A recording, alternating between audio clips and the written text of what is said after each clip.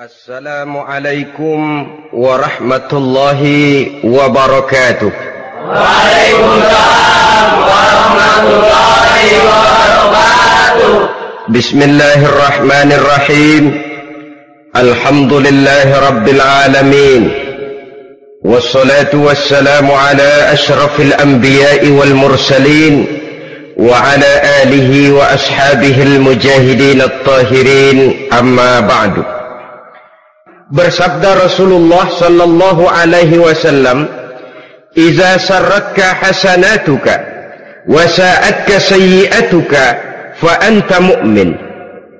Apabila perbuatanmu yang baik menyebabkan engkau bahagia, apabila perbuatanmu yang baik menyebabkan engkau gembira, dan perbuatanmu yang jahat menyebabkan engkau jadi susah, itulah tanda bahwa di hatimu masih ada iman. Artinya, belum tentu orang yang berbuat baik merasa bahagia dengan kebaikan yang dikerjakannya.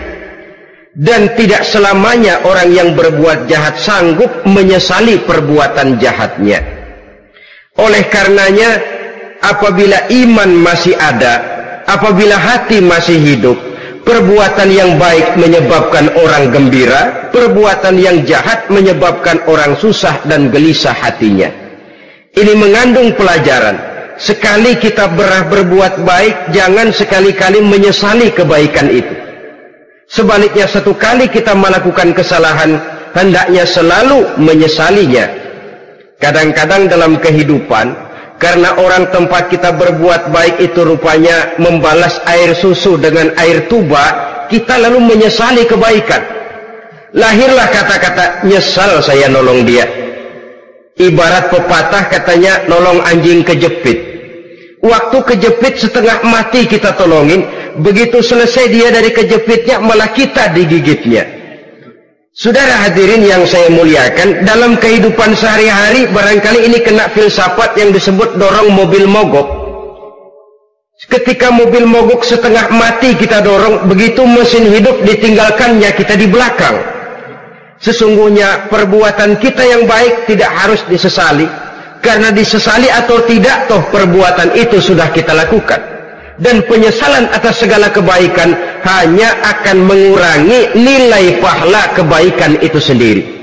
Berbahagialah apabila berbuat baik, walaupun orang yang kita melakukan kebaikan membalasnya dengan kejahatan. Menyesalah apabila berbuat kesalahan, apabila melakukan dosa, karena itu pertanda nilai iman yang masih hidup dalam jiwa kita.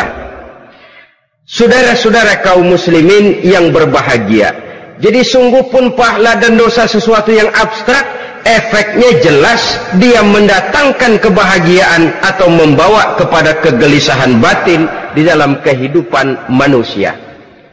Orang di zaman materialis kurang terangsang berbuat pahala dan terdorong melakukan dosa.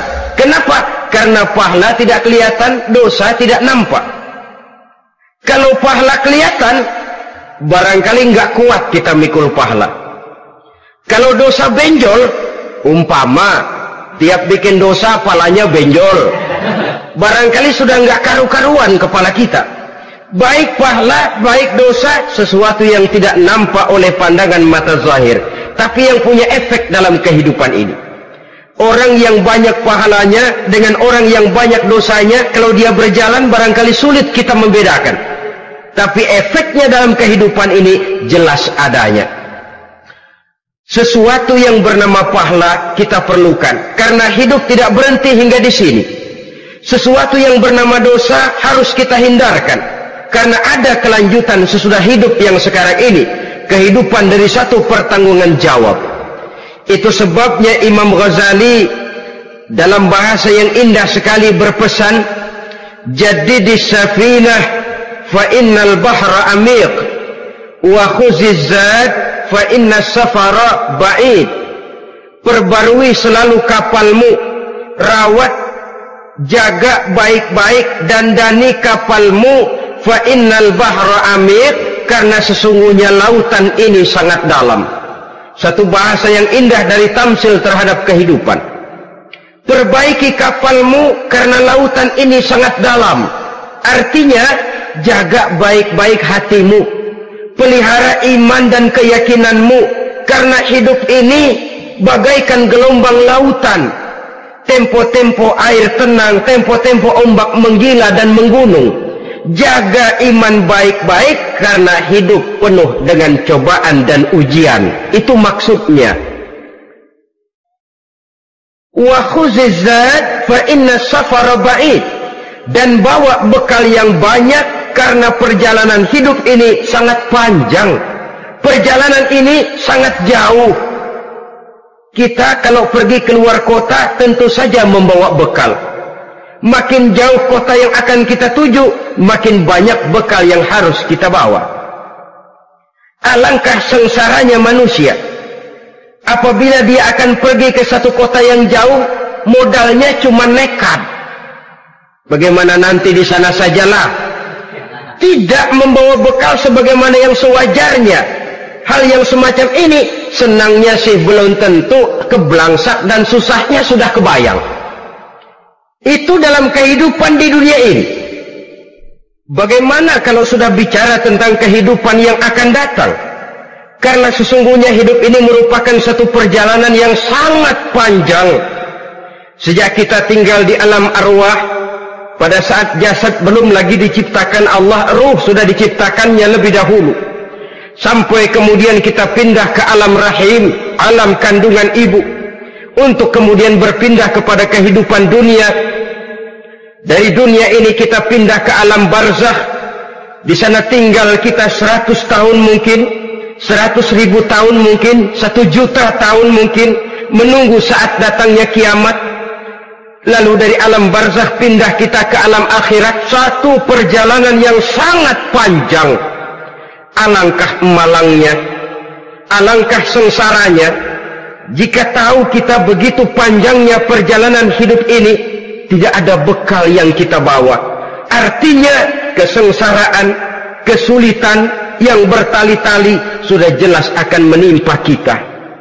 Kalau pergi kita keluar kota membawa bekal uang, membawa bekal makanan, apa bekal yang mesti kita bawa? Apabila kita kembali ke alam barzakh, kembali ke alam kubur, berkumpul di padang mahsyar di akhirat nanti, nasi yang mau kita bawa, uang yang mau kita bawa, tentu tidak lagi. Karena kehidupan materialis selesai di atas liang lahat. Bila masuk kita ke liang lahat, disitulah pahala dan dosa memegang peranan yang sangat penting. Maka pada pertemuan malam ini kita akan bicara tentang pahala dan dosa itu.